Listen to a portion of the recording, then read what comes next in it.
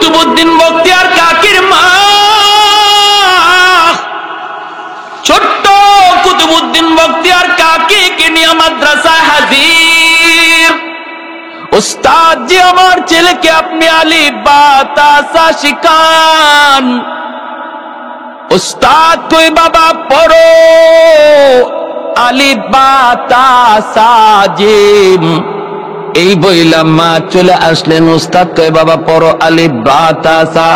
কিন্তু কুতুবউদ্দিন তিনি কন্যা গো উস্তাদ জি, আলিফ বা তা সা নয়, বরং আলিফ লাম মিম যালিকাল কিতাবু লা রাইবা ফীহ। জীবনের প্রথম লেখাপড়া শুরু হবে আলিফ বা তা সা দ্বারা, কিন্তু ছোট্ট বালক কয় আলিফ বা নয়, আলিফ লাম মিম যালিকাল কিতাবু লা রাইবা ফীহ। ওস্তাদ তো অবাক হয়ে গেলেন। ওস্তাদ বলতেছেন বাবা তুমি কও কি? তোমার মা বলছে তোমাকে আলিফ বা তা সা শিখাবো, তুমি কিনা পড়তেছো আলিফ লাম মিম। বাবা পড় পড় পড়। ওস্তাদের সামনে এক বসায় ছোট্ট বালক কুতুবউদ্দিন, মক্তবে যাওয়ার বয়স, নুরানি ক্লাসে ভর্তি হওয়ার বয়স। এই ছোট্ট বাবু মাত্র পড়ালেখা শুরু করছে জীবনের। ওস্তাদের সামনে বসে কোরআনের 15 পারা হিফজ শোনায় দিলেন। ওস্তাদ অবাক হয়ে বলে বাবা কুতুবউদ্দিন, এ বাবা তুই আমাকে কি শুনাইলি? কেন তোমার মা এমন ঠাট্টা করলো, মজাক করলো? চলো মায়ের কাছে যাই। এই বইলা মায়ের কাছে চলে আসলেন। মা কেন তুমি মজাক করেছো? কেন তুমি এমন ঠাট্টা করেছো গো মা?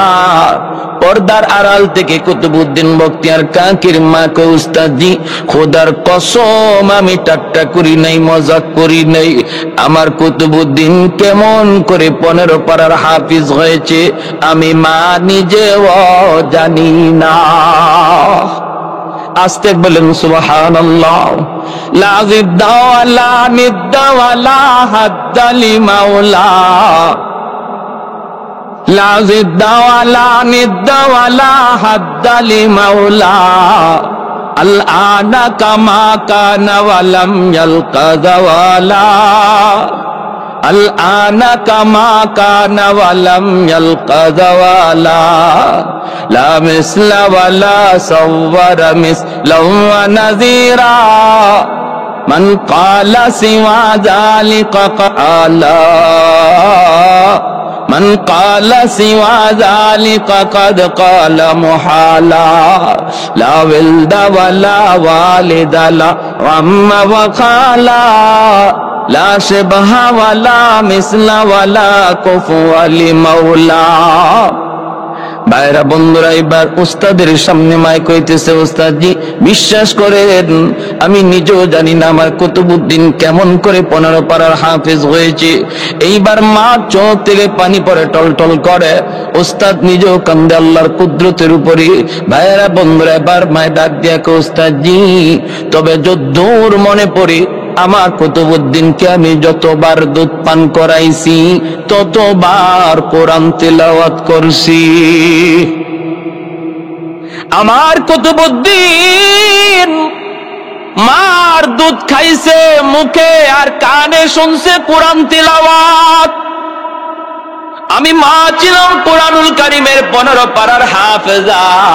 গর্বে থাকতো আমি কোরআন তেলাওয়াত সব সময় করতাম। দুধ পান করানোর সময় আমি কোরআন তেলাওয়াত সব সময় করতাম। মনে হয় দুধের সাথে তেলাওয়াত যায় ঢুকছে, মনে হয় দুধের সাথে তেলাওয়াত যায় ঢুকছে। বলুন তো ভাইরা, একটু খেয়াল করে বনুরে ভাই, ঝিনাইদহর ভাইরা, ঝিনাইদহে এই প্রথম আমার প্রথম প্রোগ্রাম, প্রথম মাহফিল। বহু প্রোগ্রাম চাইতেছে কিন্তু পারতেছি না, শুধু একটাই। এ আল্লাহর গোলাম, একটু বলুন তো দুধের সাথে তিলাওয়াত যদি যায় ঢুকতে পারে, মা যদি দুধ পান করানোর সময় গান শুনে, টেলিভিশন শুনে, নাটক শুনে, গানের আওয়াজও দুধের সাথে ঢুকতে পারেনি না পারে না? পাত্র যেমন হয়, পাত্রের উপরে বস্তুর আসর পড়ে তেমন। ময়মনসিংহ এলাকায় চা খাইলাম, মাহফিলে যে চা দিল, চা খেয়ে দেখি চা ঝাল লাগে। আপনাদের ঝিনাইদহ এলাকার চাতে কি কোন ঝাল লাগে? হ্যাঁ, চাতে ঝাল লাগার তো কোনো কথা না। আমি তো অবাক হয়ে গেলাম। ঘটনা কি? হয় চা মিষ্টি লাগবে, নতুবা পানি পানি লাগবে। যে ডায়াবেটিস আছে চিনি খাবে না, চিনি ছাড়া খাবে, পানি পানি লাগবে, কিন্তু ঝাল তো লাগার কথা না, ঠিক না? আমি বললাম, রে ভাই এদিকে আসো, চাটা একটু খায় দেখো তো কেমন লাগে। আমার কাছে তো ঝাল ঝাল লাগে, তোমার কাছে কেমন লাগে একটু দেখো তো। ও মুখে নিয়ে কই, হুজুর ঘটনা তো সত্য, ঝাল লাগে। আমি বললাম, তাহলে আপনাদের ময়মনসিংহ এলাকায় চিনির বদলা মরিচের গুঁড়া দেয় নাকি? এক এলাকার এক নিয়ম তো থাকতে পারে। না হুজুর, চিনি দেই, চার মধ্যে আমরা মরিচের গুঁড়া দেই না। আমি বললাম, তাহলে ঝাল লাগে কেন? একটু খবর নিয়ে দেখি। ভিতরে গেল খবর নেওয়ার জন্য, যা খবর নিয়ে এসেছে, আয়সা বলে, হুজুর খবর ফাইনাল। কি খবর? কয় তরকারি ফাতিলে চা জাল দিছে। বুঝে আসছে? তরকারির পাতিলে চা জাল দেওয়ার কারণে তরকারির আসর আয়া চার উপরে পড়ছে, ঠিক না? পাতিলের আসর আয়া বস্তুর উপরে পড়ছে। যদি পাত্রের আসর বস্তুর উপরে পড়ে, মাটা পাত্র, যেই পাত্রে 10 মাস 10 দিন বাচ্চা ছিল টিকিরা, এরপরে দুধ পান করেছে, তাও মায়ের সাথে। বাবাকে সন্তান কম টাইম পায়, মাকে বেশি টাইম পায়। এজন্য মার ভালো আমল সন্তানের উপরে বেশি পড়ে, মার খারাপ আমলটাও সন্তানের উপরে বেশি পড়ে। মা যদি নামাজে দাঁড়ায়, শিশু বাচ্চারা দেখবেন সেও নামাজে দাঁড়ায়, ডাক দিতে হয় না, মা রুকু করে, বাচ্চাটাও রুকু করে। মা সেজদায় যায়, বাচ্চাটাও সেজদায় যায়। মা তাসবিহ পড়ে, বাচ্চাও তাসবিহ পড়ে। তাসবিহ তো পারে না, কিন্তু টুট নাড়ায়। আসেনি না আসেন আপনাদের এলাকা? ভাইরা বন্ধুরা, জন্য বলতেছিলাম, কুতুবউদ্দিন বখতিয়ার কাকের মা কয়, উস্তাদজি আমার যদ্দুর মনে পড়ে, আমার কুতুবউদ্দিনকে আমি কোরআন তেলাওয়াত ছাড়া দুধ খাওয়াই নেই। এজন্য তেলাওয়াতের সাথে তেলাওয়াত যায় ঢুকছে দুধের সাথে। ভাইরা বন্ধুরা, জন্য বলতেছি, মনে রাখবেন, মার আসর সন্তানের উপরে যায় বেশি পড়ে। বাইরে এজন্যই বলতেছি, মনে রাখবেন, 5টা বছর সন্তানকে আপনি মাদ্রাসায় পড়ান, এরপরে তারে কলেজে দিতে চান দেন, ভার্সিটিতে দিতে চান দেন, তারে আপনি যেখানেই দিবেন সেখানে গেলেই সে মুসলমানি সাথে লইয়া যাবে। কলেজে গেলেও তার মুসলমানি সাথে আছে, ভার্সিটিতে গেলেও তার মুসলমানি সাথে আছে, কারণ শিশুকালে তারে মুসলমানি শিক্ষা আপনি দিছেন। আল্লাহর আদালতে কাঠ গড়ায় দাঁড়ানো লাগবে না। আর যদি এই শিক্ষা না দেন, সন্তান যদি বেনামাজি হয়, সন্তান যদি মদখোর হয়, গাঞ্জাখোর হয়, ইয়াবাখোর হয়, সন্তান যদি বেয়াদব হয়, তাহলে আল্লাহর আদালতে এই সন্তান মামলা দিবে। বহু বাপ মা সন্তানের মামলায় আল্লাহর কাঠ গড়ায় দাঁড়ায় থাকবে। বহু সন্তানের মামলায় বাপ মা জাহান্নামী হবে, জাহান্নামী হবে। এজন্য আমরা সন্তানের মামলায় জাহান্নামী হতে চাই না। বিধায় উলামায়ে কেরাম মাদ্রাসার লেখাপড়া শুরু করেছেন অঙ্ক ইংরেজি দিয়া, যেন মুসলমানের সন্তান মাদ্রাসায় সর্বপ্রথম ভর্তি করায়। আমরাও ভর্তি করতে রাজি আছে কিনা একটু হাত তুলে আল্লাহকে দেখা। আল্লাহ তুমি প্রতিটা হাত কবুল করো, জোরে বলি আমিন। আর একটু জোরে বলি আমিন। ভাইরা আমার, এজন্য সন্তান হলো বহুত বড় আমানত, বহুত বড় আমানত। আমানতের বস্তু, যিনি মালিক তার মর্জি মতো ব্যয় করতে হয়। মেম্বারের কাছে ওয়ার্ড হলো আমানত, চেয়ারম্যানের কাছে ইউনিয়ন হলো আমানত, এমপির কাছে তার আসন হলো আমানত, এলাকার মানুষের কাছে মাদ্রাসা হলো আমানত। যার কাছে যে জিনিস আমানত, এই আমানতের বস্তুতে খেয়ানত করা যায় না। যে খেয়ানত করে, নবী বলেন তার ঈমান থাকে না, ঈমান থাকে না, ঈমান থাকে না। এই দ্বীন ইসলাম আল্লাহ পাক তার নবীর মাধ্যমে সাহাবায়ে কেরামের মাধ্যমে আমার আপনার কাছে আমানত রেখে গেছেন। এই ইসলাম হলো আমার আপনার কাছে আমানত। ইসলাম টিকে আছে মাদ্রাসার দ্বারা, ইসলাম টিকে আছে উলামায়ে কেরামের দ্বারা, ইসলাম টিকে আছে মসজিদের দ্বারা। অতএব মাদ্রাসা টিকায় রাখা এটা জনগণের দায়িত্ব, মসজিদ টিকায় রাখা এলাকার মানুষের দায়িত্ব, উলামায়ে কেরাম ঘরে ঘরে বাড়ায় দেওয়া এটা এলাকার মানুষের দায়িত্ব। কারণ মাদ্রাসা যতদিন থাকবে, উলামায়ে কেরাম যতদিন থাকবে, ততদিন আল্লাহ জমিনের জায়গায়, আসমানের জায়গায় আল্লাহ টিকায় রাখবে। মানুষগুলির আল্লাহ যেইভাবে রহমত দিয়ে আসতেছে সেইভাবে রহমতের ধারাবাহিকতা ঠিক থাকবে। আর যদি জমিনে কোরআন তিলাওয়াত বন্ধ হয়ে যায়, কোরআনের তালিম যদি বন্ধ হয়ে যায়, কোরআনের আওয়াজ যদি বন্ধ হয়ে যায়, মানুষ যদি মাদ্রাসা থেকে মুখ ফিরায় নেয়, ঘরে ঘরে হাফেজে কোরআন হওয়া যদি বন্ধ হয়ে যায়, উলামায়ে কেরামের কদর যদি সমাজে কমে যায়, তাহলে জমিনে আর রহমত নামবে না। ওয়া নুনাজ্জিলু মিনাল কুরআন মা হুয়া শিফাউন ওয়া রাহমা ওয়া রাহমাতুল লিল মুমিনিন। এজন্য কোরআন হলো জগতের জন্য রহমত, ঘরের জন্য কোরআন তেলাওয়াত রহমত, সমাজের জন্য মাদ্রাসা হলো রহমত, আপনাদের এলাকার জন্য এই মাদ্রাসা হলো রহমত। এই মাদ্রাসা থাকবে তো এলাকায় রহমত আসবে, মাদ্রাসা থাকবে না রহমত আসবে না। আর গাছ থেকে ফুল ফল হবে না, জমিন থেকে আর ফসল হবে না, পূর্ব দিগন্তে আর সূর্য উঠবে না, পশ্চিম দিগন্তে আর সূর্য ডুববে না। আমার মিল ফ্যাক্টরি সুস্থতার নিয়ামত সবকিছু আল্লাহ ছিনায় নিবে। যদি মাদ্রাসা না থাকে, কোরআনের তালিম যদি বন্ধ হয়, উলামায়ে কেরাম জন্ম নেওয়া যদি বন্ধ হয়ে যায়, আল্লাহ পাক কোনো মানুষকে দুনিয়াতে শান্তিতে রাখবে না, বরং পরপর জমিনের মধ্যে শুধু গজব আর গজব নামবে। এই আসমানি গজব আটকায় রাখতেছে দ্বীনি প্রতিষ্ঠান মাদ্রাসা। করোনা, অমিক্রন, যত প্রকারের আসমানি গজব, জমিনি গজব, সমস্ত গজব থেকে আল্লাহ বাঁচায় মাদ্রাসার খাতিরে, কোরআনের তালিমের খাতিরে। ঠিক না ভাই? মায়ার নবী, দয়ার নবী বলেন, উম্মতের দল, এই কথাটা যদি তোমরা নাও বুঝো, আসমান জমিনের যত প্রাণী আছে তারা কিন্তু ঠিকই বুঝে। ইন্নাল আলিমা ইস্তাগফিরু লাহু মান ফিল আরদ ওয়া মান ফিস সামা হাত্তাল হিতানু ফি জাওফিল মা।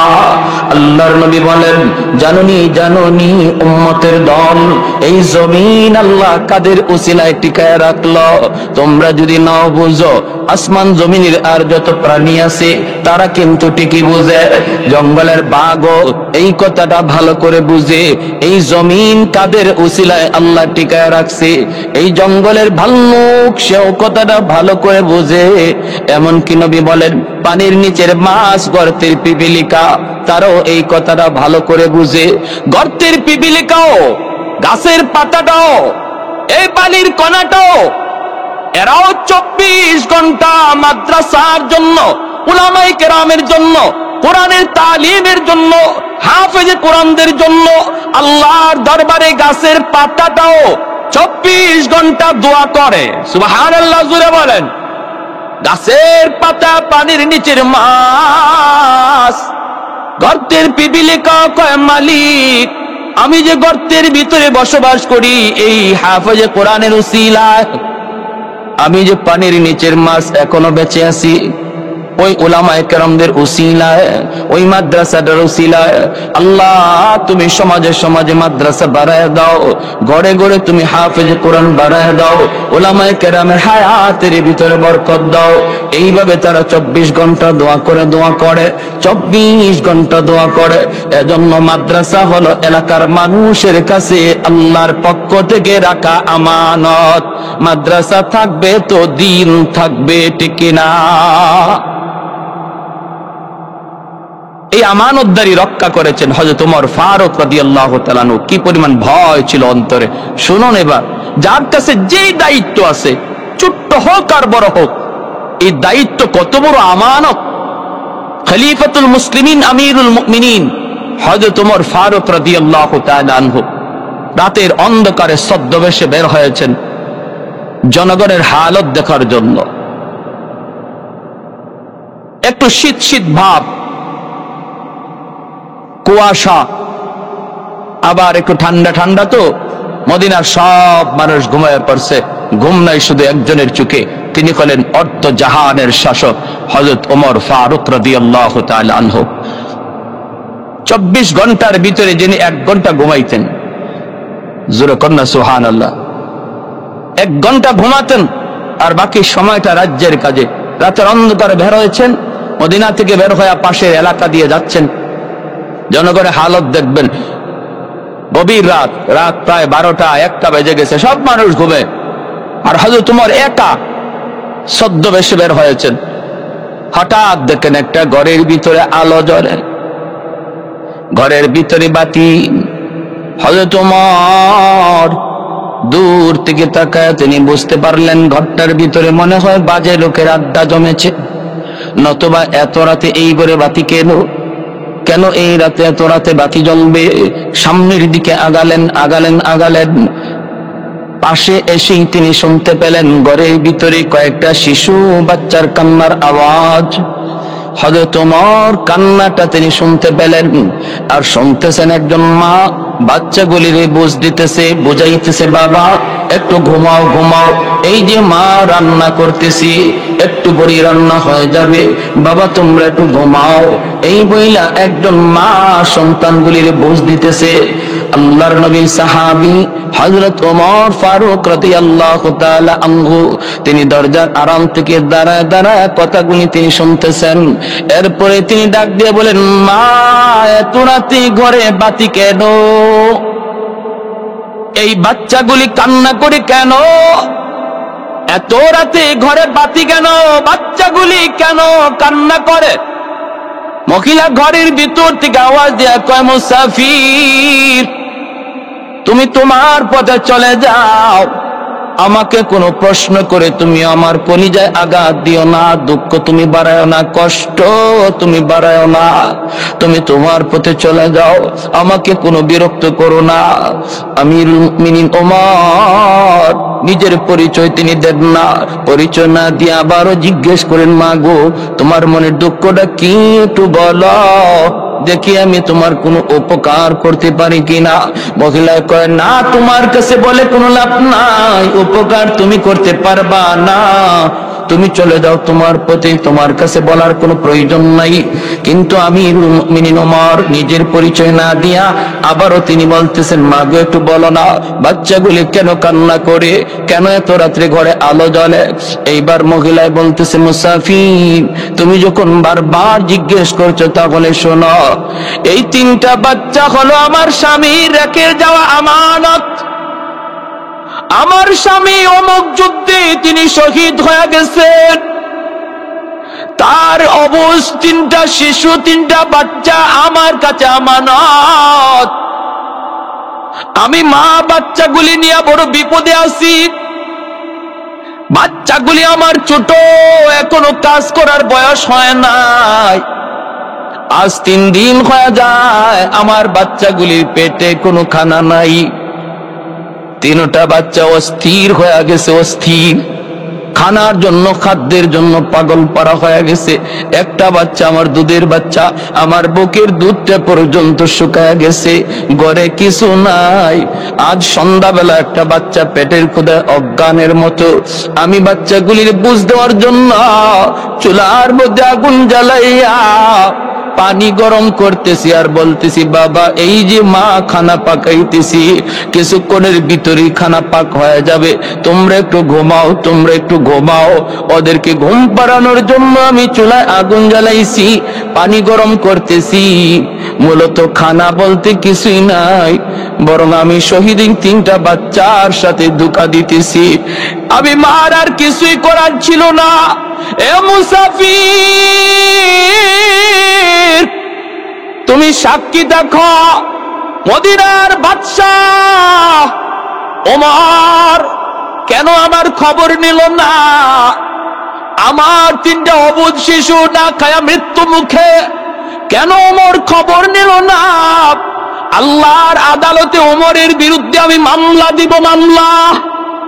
আল্লাহর সামনে ওমরের গলায় গামছা লাগাইয়া আমি টানব। সাক্ষী রেখে তোমারে বললাম, ওমরের গলায় গামছা লাগাবো, গামছা। হযরত ওমরের পশমগুলি দাঁড়ায় গেল, হাউমাউ করে কান্না শুরু করেছেন ওমর। কিন্তু এরপরও নিজের পরিচয় ওমর দেন না, পরিচয় দেন না। ওমর কান্দেন আর বলেন, মা গো, তুমি এত কষ্টে আছো, এই কথাটা তুমিও তো খলিফাকে জানাইতে পারতা। কারণ ওমর খুব ব্যস্ত মানুষ, হয়তো খবর নিতে পারে না, তুমিও তো তার একটু খবর দিতে পারতা। মহিলায় বলতেছে, মুসাফির, তাহলে তুমি আমার নবীর হাদিস জানোই না? আমার নবী বলেছেন, বাদশাহ জনগণের খবর নিবে, চেয়ারম্যান জনগণের খবর নিবে, মেম্বার জনগণের খবর নিবে, এমপি জনগণের খবর নিবে, জনগণ তাদেরকে খবর দিবে না। এটা হলো আমার নবীর হাদিস। তুমি কি হাদিসটাও জানো না? হযরত ওমর টের পেয়ে গেছেন মহিলা জানতেন কোন মহিলা না। সোজা দৌড় শুরু করে দিল ওমর মদিনার দিকে। বাইতুল মালের সামনে যায় চিৎকার শুরু করলেন, কোথায় রে আমার ম্যানেজার?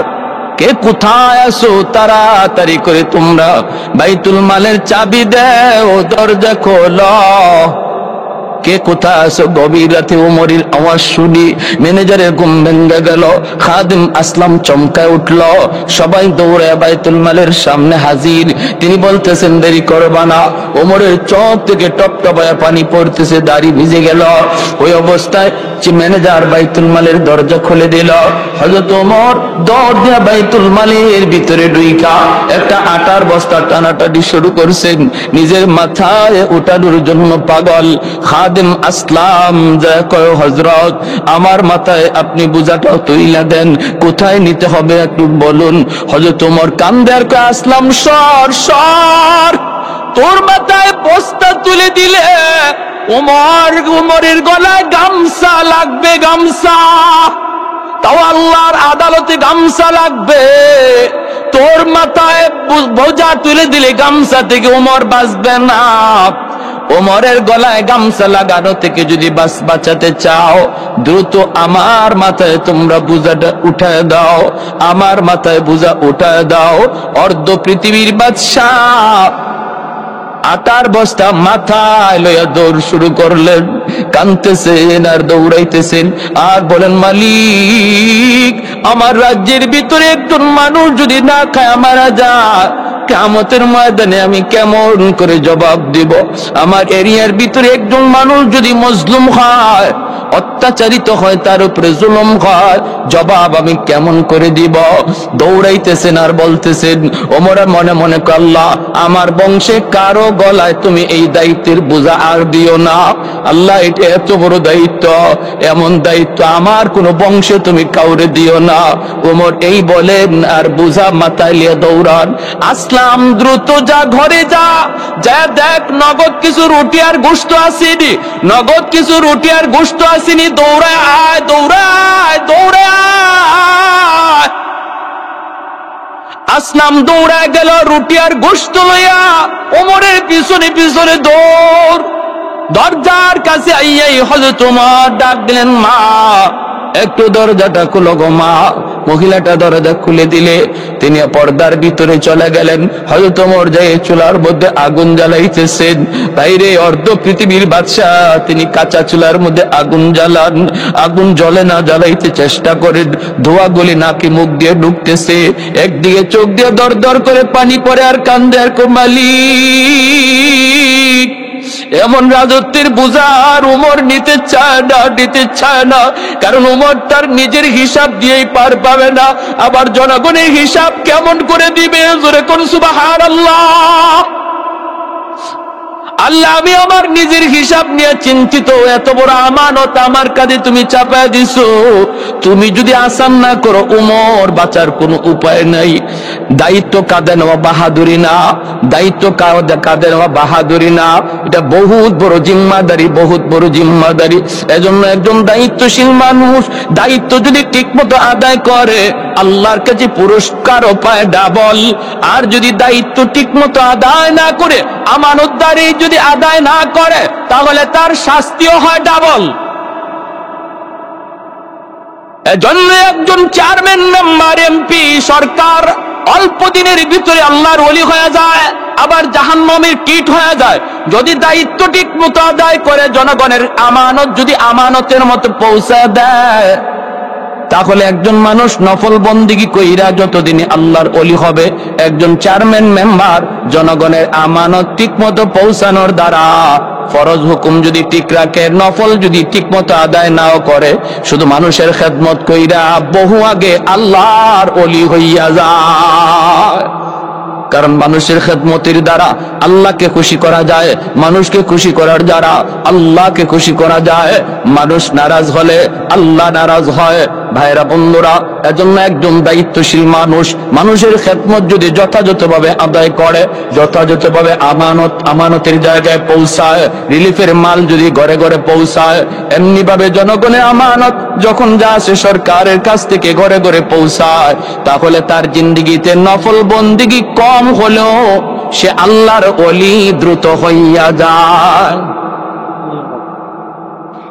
হযরত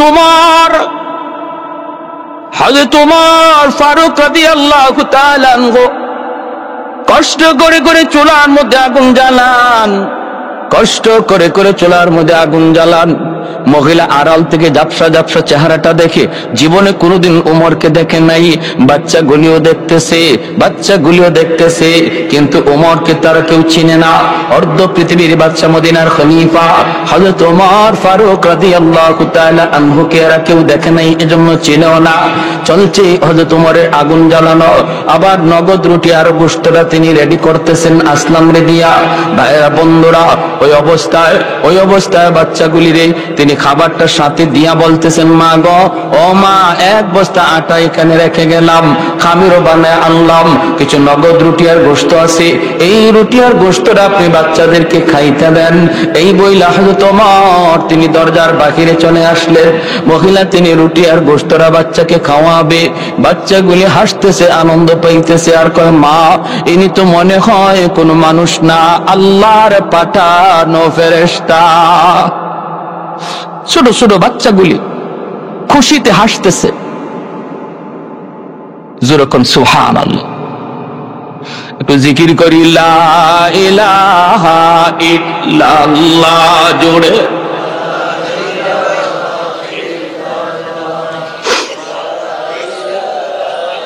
আরো জোরে, লা ইলাহা ইল্লাল্লাহ।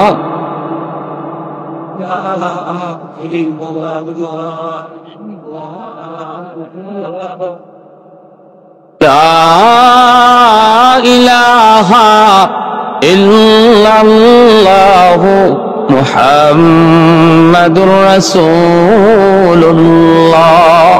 জোরে সুরে বলি সাল্লাল্লাহু আলাইহি ওয়াসাল্লাম। তাহলে দায়িত্বশীল মানুষ যদি সমাজের দায়িত্ব ঠিকমতো আদায় করে, নফল বন্দেগী কম হলেও সে আল্লাহর ওলি হয়। তার মানে জনগণের মাল চুরি কইরা না, জনগণের মাল জনগণকে দিয়া, জনগণের মাল জনগণকে দিয়া যদি সে ফরজ নামাজ আদায় করে, নফল বন্দেগী একজনে মসজিদে করতেছে, আর মেম্বার সাহেব, চেয়ারম্যান সাহেব, এমপি সাহেব ফরজ আদায় করে মসজিদ থেকে বের হয়ে গেছে, বের হইয়া জনগণের দ্বারে দ্বারে হাঁটতেছে, রাস্তার কাজ দেখতেছে, আমানতদারি সাথে আমানতদারি রক্ষা করতেছে। যে লোক মসজিদে বইয়া কোরআন তেলাওয়াত করতেছে, নফল বন্দিগি আদায় করতেছে, তার চেয়ে ওই চেয়ারম্যান, মেম্বার সাহেব রাস্তায় রাস্তায় হাঁটতে আসে আল্লাহর ওলি আগে হয়ে যায়। খেদমতে খালকের দ্বারা আল্লাহ পাওয়া যায়।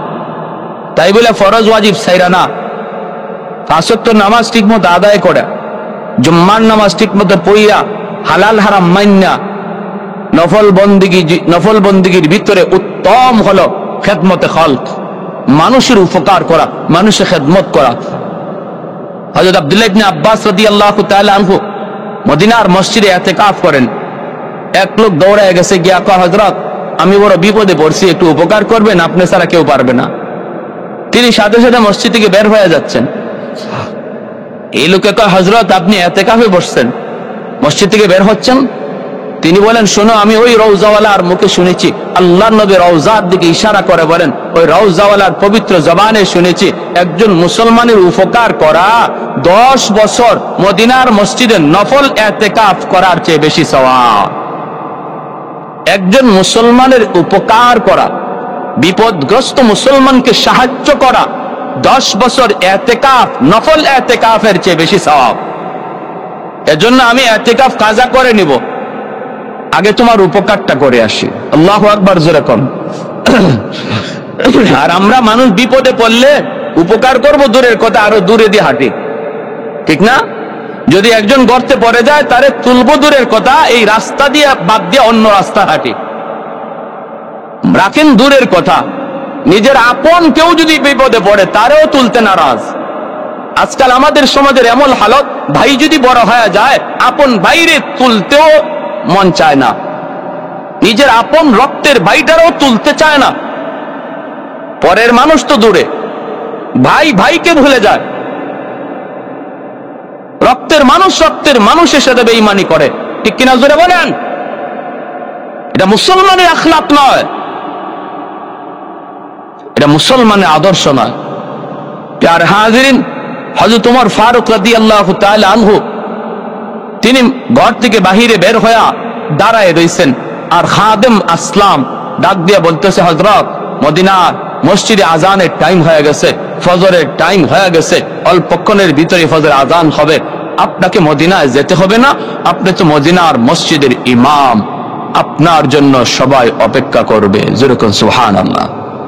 কি রাষ্ট্রপ্রধান মসজিদের ইমাম, আর আমরা মসজিদের ইমামরে 2 টাকার মৌলবি মনে করি, ঠিক না? কি জারি! হ্যাঁ, 2 মিনিট ইমাম সাহেব লেট হয়, দেখবেন সব মুসল্লি পিছনে তাকায়, মাঝে মাঝে একজন দাঁড়ায় আওয়াজও করে, হুজুর কোথায়, হুজুর কোথায়? টাকা দিয়ে রাখছি, 2 মিনিট লেট হয়ে কেন? এখনো মক্কা মদিনায় নামাজের টাইম নাই, ক্যালেন্ডারে নামাজের টাইম লেখা নাই। আল্লাহর নবীর জামানা থেকে যেভাবে চলে আসছে সেভাবে এখনো হারম শরীফে আছে। কখন জোহর দাঁড়াবে, জামাত দাঁড়াবে, টাইম লেখা নাই। কখনো আসরের জামাত দাঁড়াবে, টাইম নাই। কখনো মাগরিবে জামাত দাঁড়াবে, টাইম নাই। কিসের টাইম? টাইম লেখা আছে শুধু আজানের, জোহরে আজান হবে এতটায়, আসরে আজান হবে এতটায়, মাগরিবের আজান হবে এতটায়।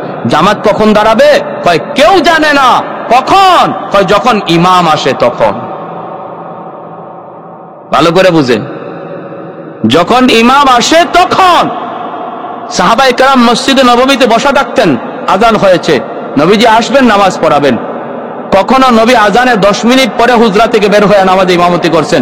কখনো 10 মিনিটটা 20 মিনিট চলে গেছে, আধা ঘন্টা চলে গেছে, নবী আসেন না। সাহাবায়ে কেরাম অপেক্ষায়, কোনো আওয়াজ নাই। ইমাম যখন আসবে তখন জামাত।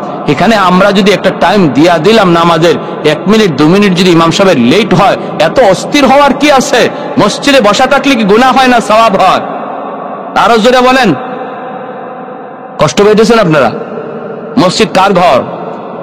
যতক্ষণ মসজিদে বসা ততক্ষণ রহমতের ফেরেশতা নামাজ পড়লে যেই সওয়াব হইতে এই সওয়াব আমল নামা দান করে। আল্লাহ নবী বলেন, তোমরা জান্নাতের বাগানে ঢুকে বসে দেখো না, ফল খেও ফল।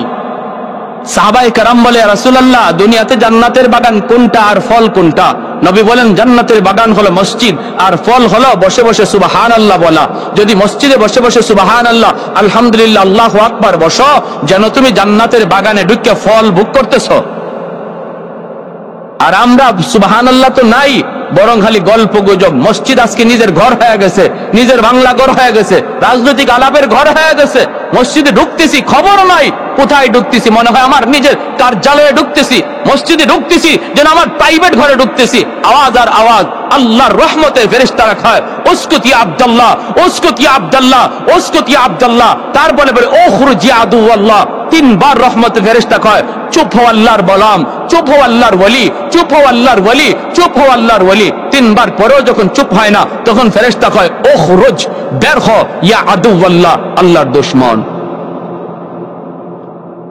একটু হিসাব করা দরকার। শুধু নামাজের ভিতরে আমাদের ইসলামী জিন্দেগি সীমাবদ্ধ নয়, আমাদের গোটা কদমে কদমে ইসলাম রয়েছে। মসজিদ থেকে বের হওয়ার পর আমার ইসলামী জিন্দেগির পরিধি আরো বেড়ে যায়। মানুষের সাথে কথাবার্তা, লেনদেন, আচার আচরণ, ব্যবহার, আরেকজনের হক নষ্ট না করা, জমির আইল না কাটা, সীম না ঠেলা, এই সমস্ত আমার ইসলামী জিন্দেগির ভিতরে অবিচ্ছেদ্য অংশ। আমি জমির আইল কাইটা আরেকজনের সীম, আরেকজনের জামা নিজের দখলে নিয়া মসজিদে নামাজ পড়া যদি কপালে কর ফালাইয়া দেই, তবুও আমার জান্নাতে যাওয়া সহজ হবে না, কারণ আমার বিরুদ্ধে মানুষের মামলা রয়েছে, হকুল ইবাদের মামলা রয়েছে। যার ঘরে মানুষের মামলা থাকবে সে তার জীবনের নামাজ, রোজা, হজ, যাকাত লইয়া জান্নাতে যেতে পারবে না, যতক্ষণ পর্যন্ত মানুষের মামলা আল্লাহর আদালতে ডিসমিস না হবে। আর ওই দিন আল্লাহ বলবে, বান্দা তোর একক তো নামাজ কাজা হয়েছে, যা আমি আল্লাহ আমার রহমতে মাফ করে দিলাম। একদিন রোজা তোর কাজা হয়েছে, যা আমি তোর মাফ করে দিলাম। কিন্তু তুই যে তোর পাশের প্রতিবেশীর হক নষ্ট করেছ, আরেকজন মুসলমানের ইজ্জত মেরেছ, আরেকজনের মুসলমানের হক মাইরা খেয়েছ, তুমি সন্তানের হক নষ্ট করছো, বাবার হক নষ্ট করছো, ভাইয়ের হক নষ্ট করছো, বোনের হক নষ্ট করেছো, আমি আল্লাহ এই ব্যাপারে কিছু জানি না। মামলা ওর সাথে, ওর কাছ থেকে তুমি যেভাবে পারো সেভাবে রায় নাও। সেদিন আপন কলিজার টুকরা সন্তান বাবাকে মাপ দিবে না, কলিজার টুকরা স্ত্রী স্বামীকে মাপ দিবে না, স্বামী স্ত্রীকে মাপ দিবে না, মা সন্তানকে মাপ দিবে না। সেই দিন হবে ইয়া নফসি, ইয়া নফসি বলার দিন। শুধু আল্লাহ আমাকে বাঁচাও, আমাকে বাঁচাও, আমাকে বাঁচাও। সবাই শুধু আল্লাহ আমি বাঁচতে চাই, আমি বাঁচতে চাই। কেউ কইব না আল্লাহ আমার আব্বা কই, আমার আম্মা কই, আল্লাহ আমার ছেলে কই, আল্লাহ আমার মেয়ে কই। কেউ বলবে না, কোন নবীও এই কথা বলবে না আল্লাহ আমার আব্বা কই, আমার আম্মা কই। নবীরাও বলবে আল্লাহ আমি বাঁচতে চাই, আমাকে বাঁচাও। যেরকম সুবহানাল্লাহ।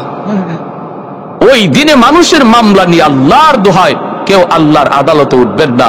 মানুষের মামলা দুনিয়াতে ডিসমিস করে যান। যদি বাঁচতে চান, মৃত্যুর আগে আগে যার হক নষ্ট করেছেন তার ডাকেন, ডাককে পরিশোধ করেন। বোনের জমি দেন নাই, বাবা মারা যাওয়ার পর বোনদের তাড়াতাড়ি করে আনেন, আইনে বোনের সম্পদ ফিরিয়ে দেন। যদি মনে করেন আপনি আপনার বাবা এমন কাজ করছে, আজকে বাবা কবরে চলে গেছে, আপনার ফুফুদের হক দেয় নাই, বাবার কবরের আগুন যদি নিবাইতে চান, ফুফাতো ভাই বোনরা ডাকেন, ডাককে ফুফুর অংশটা এখনই দিয়া দেন। নতুবা বাবার নামে 10টা 40টা 100টা গরু জবাই করে জিয়াফত করলো, বাবার কবরের আগুন নিববে না, কবরে আগুন নিববে না। যদি বাবা কারো হক নষ্ট করে থাকে, এটা ফিরিয়ে দেওয়া একজন সন্তানের সর্বপ্রথম দায়িত্ব। গরু জবাই করে মানুষকে খাওয়ানো এটা সন্তানের দায়িত্ব নয়। সন্তানের দায়িত্ব সবার আগে আগে বাবা যদি কারো হক মেরে থাকে, হক ফিরিয়ে দাও। অসুবিধা দিতেছি, কষ্ট পাইতেছেন আপনারা? বুঝের জন্য বলছি ভাই, যদি আমাদের কারো কাছে এই ভুলটা থাকে আমরা সংশোধন করে নেব, সংশোধন করে নেব। হযরত ওমর ফারুক রাদিয়াল্লাহু তাআলা আনহু দরজার বাহিরে আসছেন, আসলাম বলতেছে, হযরত মদিনার মসজিদে আজান হয়ে গেছে, ফজরে আজান হয়ে গেছে, আপনাকে ইমামতি করতে হবে, আপনি যাবেন না? হযরত ওমর বলতেছেন, আসলাম একটু অপেক্ষা কর। এখানে দাঁড়ায়া দাঁড়ায়া আমি ওই শহীদের 3টা এতিম বাচ্চার কান্নার আওয়াজ শুনেছিলাম। আমার মন বলতেছে এখানে দাঁড়াইয়া আমি ওই এতিম বাচ্চাগুলির একটু হাসি শুনে যাই। দরজার পাশে ওমর দাঁড়ায় রয়েছে বাচ্চাগুলির একটু হাসির শোনার জন্য। যেই মাত্র বাচ্চাগুলি একটু হাসাহাসি করে, আনন্দ করে, আওয়াজটা যেই মাত্র ওমরের কানে আসলো, সাথে সাথে তিনি সাজদায় পড়ে আল্লাহর শুকরিয়া আদায় করলেন আর আল্লাহর কাছে কান্দেন, মালিক আসলাম চল মদিনার দিকে চল। মদিনার মসজিদে ইমাম, মদিনার খলিফা আমিরুল মুমিনিন উমর ফজরের নামাজ পড়াইয়া মিম্বরে বসি ওমর ডাক দিয়া বলতেছেন, মুসল্লিয়ানি কেরাম, যে যেখানে আসো দাঁড়ায় থাকো, বসে থাকো, কেউ জায়গা থেকে উঠবে না।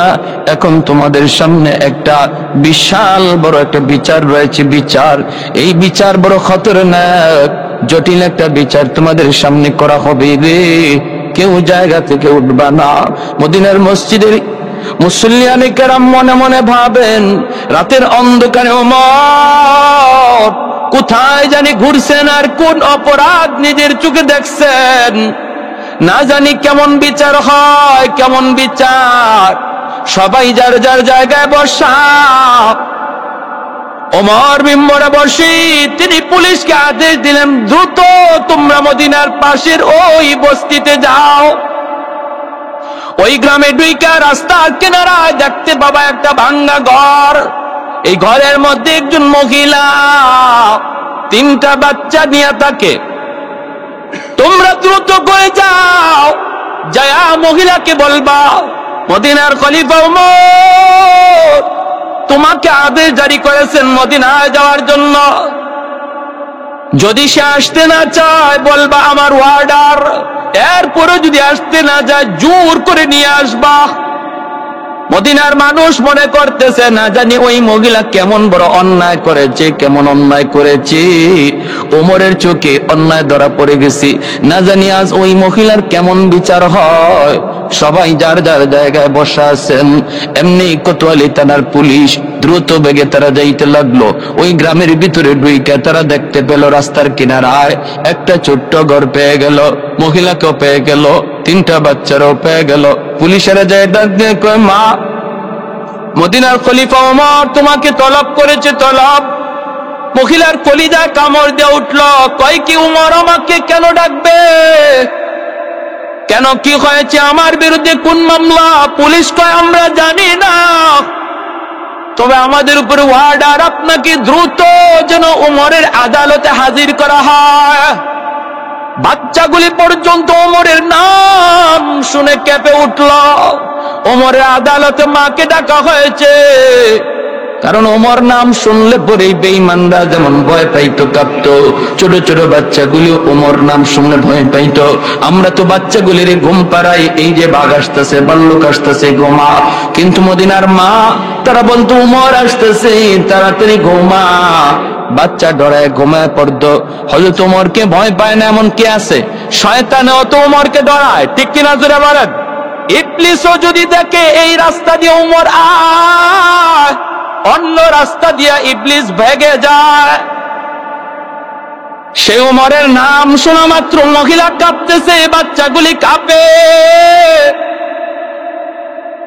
খলিফাতুল মুসলিমিন ওমরের আদেশ। মহিলায় কয়, কেন যাব? আমি তো জানি না কোনো অন্যায় করেছি বলে। পুলিশ কয়, যদি যেতে না চাও জোর করে নেওয়া হবে। মহিলা ভয় পেয়ে গেল, কয় আমাকে জোর করা লাগবে না, আমাকে টান দেওয়া লাগবে না, জোর জবরদস্তি করতে হবে না, আমি নিজেই তোমাদের সাথে যাব। এই বইলে মহিলা নিজেই রওনা দিয়ে দিল। 2টা বাচ্চা মার আঁচল ধরে কান্দে, কাঁপতেছে, ভয়ে কাঁপতেছে। দুধের বাচ্চাটারে বুকের মধ্যে লইয়া মহিলা যায় আর কয়, চোখ দিয়ে পানি ধরা আর কয়, মালিক, আজ ওমরের আদালতে কি বিচার আমি জানি না গো আল্লাহ। আল্লাহ, আমি তো এক মুসাফিরকে বলেছিলাম ওমরের বিরুদ্ধে আল্লাহর আদালতে মামলা দিব, তাহলে ওই মুসাফিরকে আবার ওমরকে যায় সব কথা বলে দিল নাকি?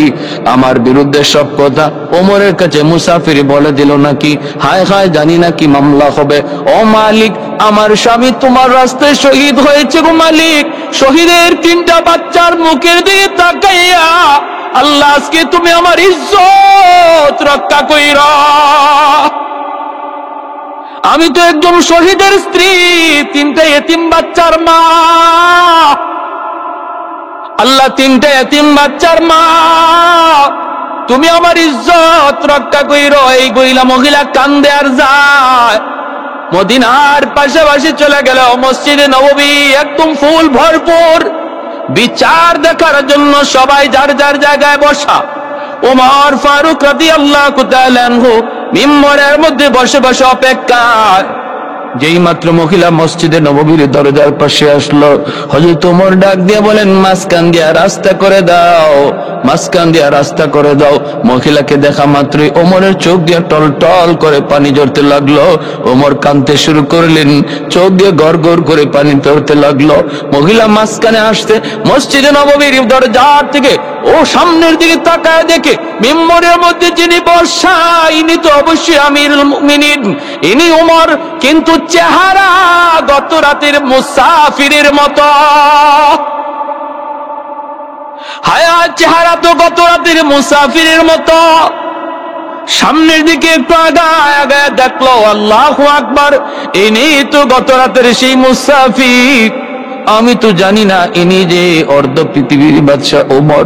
আমি তো বুঝতে পারি নাই গো মালিক, জানি না আজ আমার বিচার কেমন হয়, আজ বুঝি আমার মৃত্যুদণ্ড হয়, আজ বুঝি আমার প্রাণ নিয়ে দেয় ওমর। আল্লাহ তুমি আমারে বাঁচাও, তুমি আমারে বাঁচাও। মহিলা বাচ্চাটা নিয়ে যাইতেছে, দুটা বাচ্চা একদম কবুতরের বাচ্চার মতো মারে দইরা জড়ায় জড়ায় কাঁপতেছি, দুটা বাচ্চা মার আঁচল ধরে কাঁপতেছি, আর মা সামনের দিকে আগাইতেছে। হযরত ওমর যেই মাত্র কাছে গেল, হযরত ওমর মিম্বর থেকে নেমে গেলেন, নাইমা একটা গামছা হাতের মধ্যে লইয়া হযরত ওমর নিজের গলার মধ্যে গামছাটা বাঁধলেন। বান্ধা গামছার মাথাটা আর একটা অন্য মাথাটা মহিলার হাতে দিয়ে বলতেছেন, মা, ওমর তোমার কাছে বহুত বড় অপরাধী গো মা, তুমি এই গামছাটা লইয়া ওমরকে মদিনার অলি গলি সব জায়গায় গামছা দিয়ে ঘুরাও। কেন ওমর তোমার খবর নিতে পারলো না? তুমি আমারে মদিনার অলি গলি রাস্তাঘাট ঘোরাও, আমি রাজি, তবু আমার মালিকের দরবারে গামছা লাগায় না। फारूक तेरा नाम से इस्लाम रहेगा, फारूक तेरा नाम से इस्लाम रहेगा, दुनिया की अदालत में तेरा नाम रहेगा, दुनिया की अदालत में तेरा नाम रहेगा, सिद्दीक तेरा नाम से इस्लाम रहेगा, दुनिया की सदाकत में तेरा नाम रहेगा, उस्मान तेरा नाम से इस्लाम रहेगा, दुनिया की सखावत में तेरा नाम रहेगा। अल्लाहु अकबर, जोरे कोन अल्लाहु अकबर, মুসলমানের আওয়াজে কোন আল্লাহু আকবার। মহিলার সাথে সাথে আমিরুল মুমিনিন, আমি বুঝতে পারি নাই আপনি যে খলিফাতুল মুসলিমিন, আমি বুঝতে পারি নাই, আমার ভুল হয়ে গেছে, আমাকে আপনি মাফ করে দেন। আর আমি আজ বুঝতে পারলাম মায়ার নবী কেন বলেছিলেন, আমি নবীর পরে যদি কেউ নবী হতো সে ওমর। আজ আমার বুঝ হয়েছে, নবী বলেছিলেন আমি নবীর পরে কেউ নবী হলে নবী হইতো ওমর। ভাইরা বন্ধুরা, সেই ওমর তিনি তো আমানতদারি বুঝছেন, দায়িত্ব বহুত তিনি বুঝতে পারছেন, দায়িত্ব কত বড় আমানত। এজন্য রে ভাই, মনে রাখবো আমাদের প্রত্যেকের কাছে, যার কাছে যেইভাবে আমানত আছে, দায়িত্ব আছে, ছোট হোক বড় হোক, এই দায়িত্বগুলার ব্যাপারে আমানতদারি রক্ষা করব। যদি না করি আল্লাহর আদালতে খেয়ানতকারী কাঠ করে দাঁড়াইতে হবে। মাদ্রাসা এলাকার মানুষের কাছে রাখা আমানত, আমার দ্বারা মাদ্রাসার যেন কোনো ক্ষতি না হয়, আমার দ্বারা মাদ্রাসার ছাত্রের যেন ক্ষতি না হয়, আমার দ্বারা মাদ্রাসার কোনো বদনাম যেন না হয়। যদি হয় আল্লাহর কাঠগড়ায় বহুত বড় খেয়ানতকারী হইয়া কাঠগড়ায় দাঁড়াইতে হবে। রাত প্রায় 12টা 1টা বেজে গেছে, সব মানুষ ঘুমে, আর হযরত ওমর একা ছদ্মবেশে বের হয়েছেন। হঠাৎ দেখেন একটা ঘরের ভিতরে আলো জ্বলে, ঘরের ভিতরে বাতি। হযরত ওমর দূর থেকে তাকায় তিনি বুঝতে পারলেন ঘরটার ভিতরে মনে হয় বাজে লোকের আড্ডা জমেছে, নতুবা এত রাতে এই ঘরে বাতি কেন এই রাতে এত রাতে বাতি জ্বলবে? সামনের দিকে আগালেন, পাশে এসেই তিনি শুনতে পেলেন ঘরের ভিতরে কয়েকটা শিশু বাচ্চার কান্নার আওয়াজ। হযরত ওমর কান্নাটা তিনি শুনতে পেলেন, আর শুনতেছেন একজন মা বাচ্চাগুলিরে বুঝ দিতেছে, বুঝাইতেছে, বাবা একটু ঘুমাও ঘুমাও, এই যে মা রান্না করতেছি একটু বড়ি রান্না হয়ে যাবে, বাবা তোমরা একটু ঘুমাও। এই বইলা একজন মা সন্তানগুলির বুঝ দিতেছে। আল্লাহর নবী সাহাবী হযরত ওমর ফারুক রাদিয়াল্লাহু তাআলা আনহু তিনি দরজার আড়াল থেকে দাঁড়ায় দাঁড়ায় কথাগুলি তিনি শুনতেছেন। এরপরে তিনি ডাক দিয়ে বলেন, মা এত রাতে ঘরে বাতি কেন? এই বাচ্চাগুলি কান্না করে কেন? এত রাতে ঘরে বাতি কেন? বাচ্চাগুলি কেন কান্না করে? মহিলা ঘরের ভিতর থেকে আওয়াজ দেয়া কয়, মুসাফির তুমি তোমার পথে চলে যাও, আমাকে কোনো প্রশ্ন করে তুমি আমার কলিজায় আঘাত দিও না, দুঃখ তুমি বাড়ায়ও না, কষ্ট তুমি বাড়ায়ও না, তুমি তোমার পথে চলে যাও, আমাকে কোনো বিরক্ত করো না। আমিরুল মুমিনিন ওমর নিজের পরিচয় তিনি দেন না, পরিচয় না দিয়ে আবারও জিজ্ঞেস করেন, মা গো তোমার মনের দুঃখটা কি একটু বলো, দেখি আমি তোমার কোনো উপকার করতে পারি কিনা। মহিলা কয়, না তোমার কাছে বলে কোনো লাভ নাই, উপকার তুমি করতে পারবা না, তুমি চলে যাও তোমার পথে, তোমার কাছে বলার কোনো প্রয়োজন নাই। কিন্তু আমিরুল মুমিনিন ওমর নিজের পরিচয় না দিয়া আবারও তিনি বলতেছেন, মা গো একটু বলো না বাচ্চাগুলি কেন কান্না করে, কেন এত রাত্রে ঘরে আলো জ্বলে? এইবার মহিলায় বলতেছে, মুসাফির তুমি যখন বারবার জিজ্ঞেস করছো তাহলে শোনো, এই তিনটা বাচ্চা হলো আমার স্বামীর রেখে যাওয়া আমানত। আমার স্বামী অমুক যুদ্ধে তিনি শহীদ হয়ে গেছেন, তার অবুঝ তিনটা শিশু, তিনটা বাচ্চা আমার কাছে আমানত। আমি মা বাচ্চাগুলি নিয়ে বড় বিপদে আছি, বাচ্চাগুলি আমার ছোট, এখনো কাজ করার বয়স হয় নাই। আজ 3 দিন হয়ে যায় আমার বাচ্চাগুলির পেটে কোনো খানা নাই। তিনটা বাচ্চা অস্থির হয়ে গেছে, অস্থির, খানার জন্য খাদ্যের জন্য পাগল পারা হয়ে গেছে। একটা বাচ্চা আমার দুধের বাচ্চা, আমার বুকের দুধটা পর্যন্ত শুকায় গেছে, ঘরে কিছু নাই। আজ সন্ধ্যাবেলা একটা বাচ্চা পেটের ক্ষুধায় অজ্ঞানের মতো, আমি বাচ্চাগুলির বুঝ দেওয়ার জন্য চুলার মধ্যে আগুন জ্বালাইয়া পানি গরম করতেছি আর বলতেছি, বাবা এই যে মা খানা পাকাইতেছি, কিছুক্ষণের ভিতরেই খানা পাক হয়ে যাবে, তোমরা একটু ঘুমাও, তোমরা একটু ঘুমাও। ওদেরকে ঘুম পাড়ানোর জন্য আমি চুলায় আগুন জ্বালাইছি, পানি গরম করতেছি। মূলত খানা বলতে কিছুই নাই, বরং আমি শহীদিন 3টা বাচ্চার সাথে ধোঁকা দিতেছি। আমি মার আর কিছুই করার ছিল না। এ মুসাফির তুমি সাক্ষী দেখো, মদিনার বাদশাহ ওমর কেন আমার খবর নিল না? আমার 3টা অবুঝ শিশু না খায়া মৃত্যু মুখে, কেন ওমর খবর নিল না? আল্লাহর আদালতে ওমরের বিরুদ্ধে আমি মামলা দিব, মামলা। আল্লাহর সামনে উমরের গলায় গামছা লাগাইয়া আমি টানব। সাক্ষী রেখে তোমারে বললাম, উমরের গলায় গামছা লাগাবো, গামছা। হযরত উমরের পশমগুলি দাঁড়ায় গেল, হাউমাউ করে কান্না শুরু করেছেন উমর।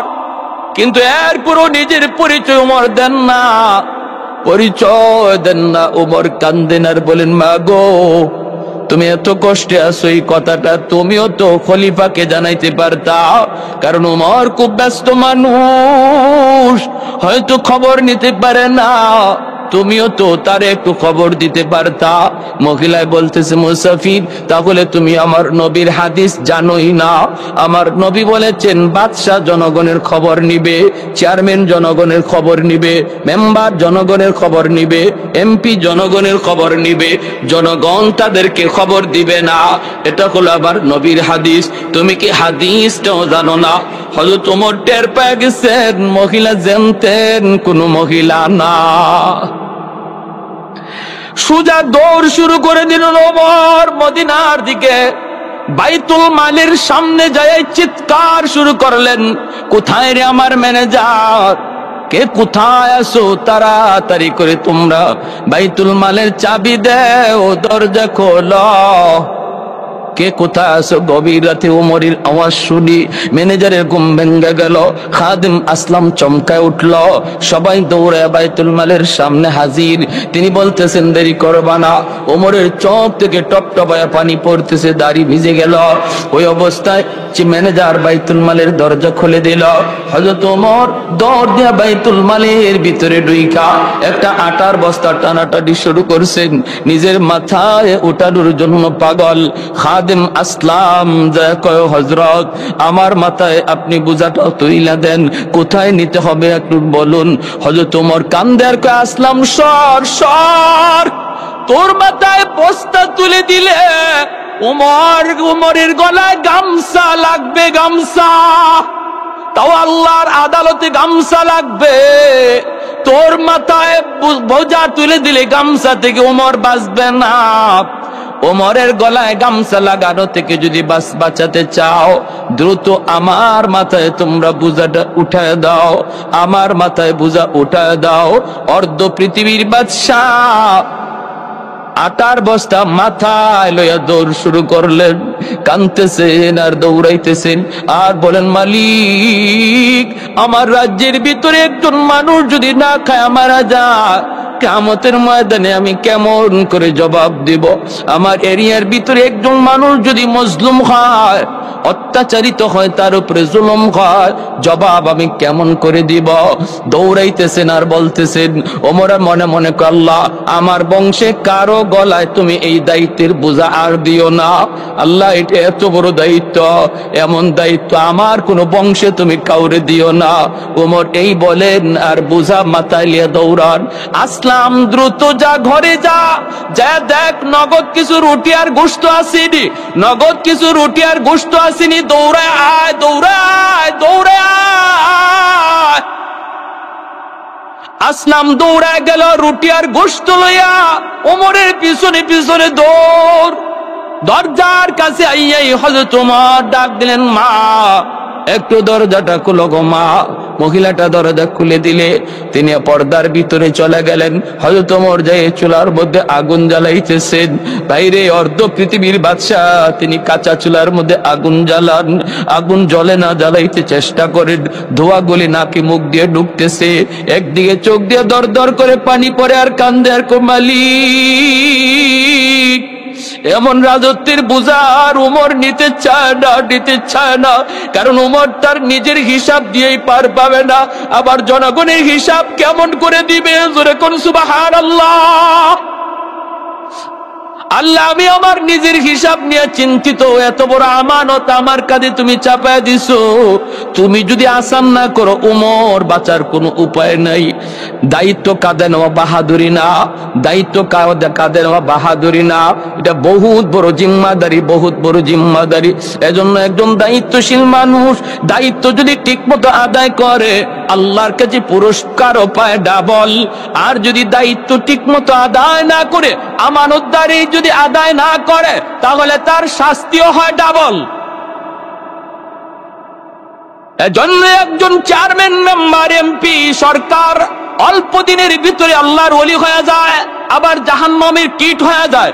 যদি দায়িত্ব ঠিক মতো আদায় করে, জনগণের আমানত যদি আমানতের মতো পৌঁছে দেয়, তাহলে একজন মানুষ নফল বন্দিগি কইরা যতদিনে আল্লাহর ওলি হবে, একজন চেয়ারম্যান, মেম্বার জনগণের আমানত ঠিক মতো পৌঁছানোর দ্বারা ফরজ হুকুম যদি ঠিক রাখে, নফল যদি ঠিক মতো আদায় নাও করে, শুধু মানুষের খেদমত কইরা বহু আগে আল্লাহর ওলি হইয়া যায়। কারণ মানুষের খেদমতের দ্বারা আল্লাহকে খুশি করা যায়, মানুষকে খুশি করার দ্বারা আল্লাহকে খুশি করা যায়। মানুষ নারাজ হলে আল্লাহ নারাজ হয়।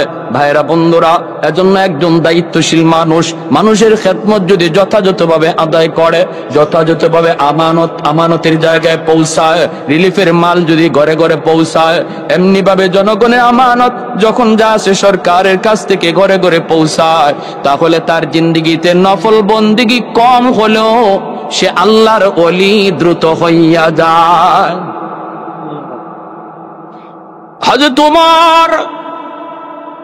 হযরত ওমর ফারুক রাদিয়াল্লাহু তাআলা আনহু কষ্ট করে করে চুলার মধ্যে আগুন জ্বালান, কষ্ট করে করে চুলার মধ্যে আগুন জ্বালান। মহিলা আড়াল থেকে ঝাপসা ঝাপসা চেহারাটা দেখে জীবনে কোনোদিন ওমরকে দেখে নাই। বাচ্চাগুলিও দেখতেছে, কিন্তু ওমরকে তারা কেউ চিনে না।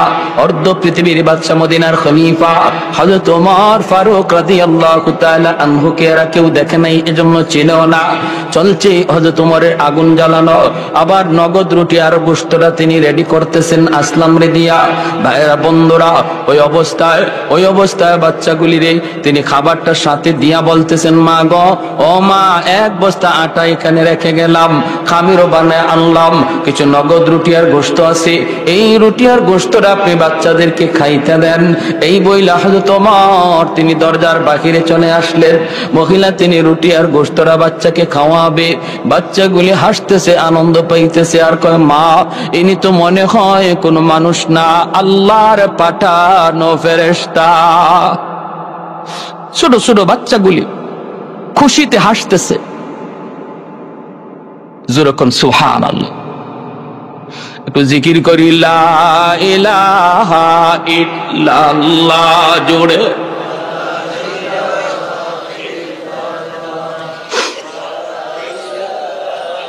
আরো জোরে, লা ইলাহা ইল্লাল্লাহ।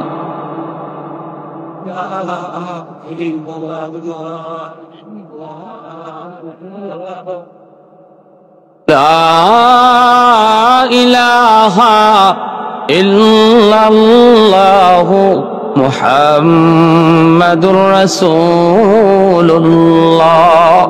জোরে সুরে বলি সাল্লাল্লাহু আলাইহি ওয়াসাল্লাম। তাহলে দায়িত্বশীল মানুষ যদি সমাজের দায়িত্ব ঠিকমতো আদায় করে, নফল বন্দেগী কম হলেও সে আল্লাহর ওলি হয়। তার মানে জনগণের মাল চুরি কইরা না, জনগণের মাল জনগণকে দিয়া, জনগণের মাল জনগণকে দিয়া যদি সে ফরজ নামাজ আদায় করে, নফল বন্দেগী একজনে মসজিদে করতেছে, আর মেম্বার সাহেব, চেয়ারম্যান সাহেব, এমপি সাহেব ফরজ আদায় কইরা মসজিদ থেকে বের হয়ে গেছে, বের হইয়া জনগণের দ্বারে দ্বারে হাঁটতেছে, রাস্তার কাজ দেখতেছে, আমানতদারি সাথে আমানতদারি রক্ষা করতেছে। যে লোক মসজিদে বইয়া কোরআন তেলাওয়াত করতেছে, নফল বন্দিকে আদায় করতেছে, তার চেয়ে ওই চেয়ারম্যান মেম্বার সাহেব রাস্তায় রাস্তায় হাঁটতে আসে আল্লাহর ওলি আগে হয়ে যায়। খেদমতে খালকের দ্বারা আল্লাহ পাওয়া যায়। তাই বলে ফরজ ওয়াজিব সাইরা না, 5 ওয়াক্ত নামাজ ঠিক মতো আদায় করে, জুম্মার নামাজ ঠিক মতো পইরা, হালাল হারাম মাইন্না নফল বন্দিগির ভিতরে উত্তম হলো খেদমতে খালক, মানুষের উপকার করা, মানুষের খেদমত করা। হযরত আব্দুল্লাহ ইবনে আব্বাস রাদিয়াল্লাহু তাআলা আনহু মদিনার মসজিদে ইতিকাফ করেন। এক লোক দৌড়ায় গেছে, গিয়া কয়, হযরত, আমি বড় বিপদে পড়ছি, একটু উপকার করবেন, আপনি ছাড়া কেউ পারবে না। তিনি সাথে সাথে মসজিদ থেকে বের হয়ে যাচ্ছেন। এই লোকে কয়, হযরত, আপনি ইতিকাফে বসছেন, মসজিদ থেকে বের হচ্ছেন? তিনি বলেন, শোনো, আমি ওই রওজাওয়ালার মুখে শুনেছি, আল্লাহ নবী রওজার দিকে ইশারা করে বলেন, ওই রওজাওয়ালার পবিত্র জবানে শুনেছি, একজন মুসলমানের উপকার করা 10 বছর মদিনার মসজিদে নফল ইতিকাফ করার চেয়ে বেশি সওয়াব। একজন মুসলমানের উপকার করা, বিপদগ্রস্ত মুসলমানকে সাহায্য করা 10 বছর ইতিকাফ, নফল ইতিকাফের চেয়ে বেশি সওয়াব। এজন্য আমি ইতিকাফ কাজা করে নিব, আগে তোমার উপকারটা করে আসি। আল্লাহু আকবার, জোরে কোন। আর আমরা মানুষ বিপদে পড়লে উপকার করব দূরের কথা, আরো দূরে দিয়ে হাঁটি, ঠিক না? যদি একজন গর্তে পড়ে যায়, তারে তুলবো দূরের কথা, এই রাস্তা দিয়ে বাদ দিয়ে অন্য রাস্তা হাঁটি, রাখেন দূরের কথা। নিজের আপন কেউ যদি বিপদে পড়ে, তারেও তুলতে নারাজ। আজকাল আমাদের সমাজের এমন হালত, ভাই যদি বড় হয়ে যায়, আপন ভাইরে তুলতেও মন চায় না, নিজের আপন রক্তের ভাইটারও তুলতে চায় না। পরের মানুষ তো দূরে, ভাই ভাইকে ভুলে যায়। রক্তের মানুষের সাথে বেঈমানি করে, ঠিক কিনা জোরে বলেন? এটা মুসলমানের আখলাক নয়, এটা মুসলমানের আদর্শ নয়। প্যার হাজিরিন, হযরত ওমর ফারুক রাদিয়াল্লাহু তাআলা আনহু তিনি ঘর থেকে বাহিরে বের হয়ে দাঁড়ায় রইছেন, আর খাদেম আসলাম ডাক দিয়া বলতেছে, হযরত মদিনা মসজিদে আজানের টাইম হয়ে গেছে, ফজরের টাইম হয়ে গেছে, অল্পক্ষণের ভিতরে ফজর আজান হবে, আপনাকে মদিনায় যেতে হবে না, আপনি তো মদিনার মসজিদের ইমাম, আপনার জন্য সবাই অপেক্ষা করবে। যেরকম সুবহানাল্লাহ। কি রাষ্ট্রপ্রধান মসজিদের ইমাম, আর আমরা মসজিদের ইমামরে 2 টাকার মৌলবী মনে করি, ঠিক না? কি জারি! হ্যাঁ, 2 মিনিট ইমাম সাহেব লেট হয়, দেখবেন সব মুসল্লি পিছনে তাকায়, মাঝে মাঝে একজন দাঁড়ায় আওয়াজও করে, হুজুর কোথায়, হুজুর কোথায়? টাকা দিয়ে রাখছি, 2 মিনিট লেট হয়ে কেন? এখনো মক্কা মদিনায় নামাজের টাইম নাই, ক্যালেন্ডারে নামাজের টাইম লেখা নাই। আল্লাহর নবীর জামানা থেকে যেভাবে চলে আসছে সেভাবে এখনো হারম শরীফে আছে। কখন জোহর দাঁড়াবে, জামাত দাঁড়াবে, টাইম লেখা নাই। কখনো আসরের জামাত দাঁড়াবে, টাইম নাই।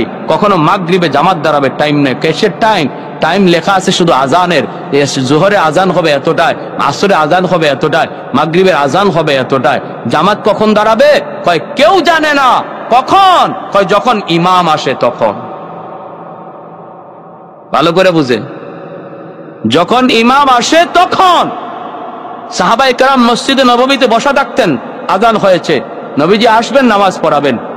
কখনো নবী আজানের 10 মিনিট পরে হুজরা থেকে বের হয়ে নামাজে ইমামতি করছেন, কখনো 10 মিনিটটা 20 মিনিট চলে গেছে, আধা ঘন্টা চলে গেছে, নবী আসেন না। সাহাবায়ে কেরাম অপেক্ষায়, কোনো আওয়াজ নাই, ইমাম যখন আসবে তখন জামাত। এখানে আমরা যদি একটা টাইম দিয়া দিলাম নামাজের, 1 মিনিট 2 মিনিট যদি ইমাম সাহেবের লেট হয়, এত অস্থির হওয়ার কি আছে? মসজিদে বসা থাকলে কি গুনাহ হয় না সওয়াব হয়? আরো জোরে বলেন। কষ্ট পাইতেছেন আপনারা? মসজিদ কার ঘর? যতক্ষণ মসজিদে বসা ততক্ষণ রহমতের ফেরেশতা নামাজ পড়লে যেই সওয়াব হইতে এই সওয়াব আমল নামা দান করে।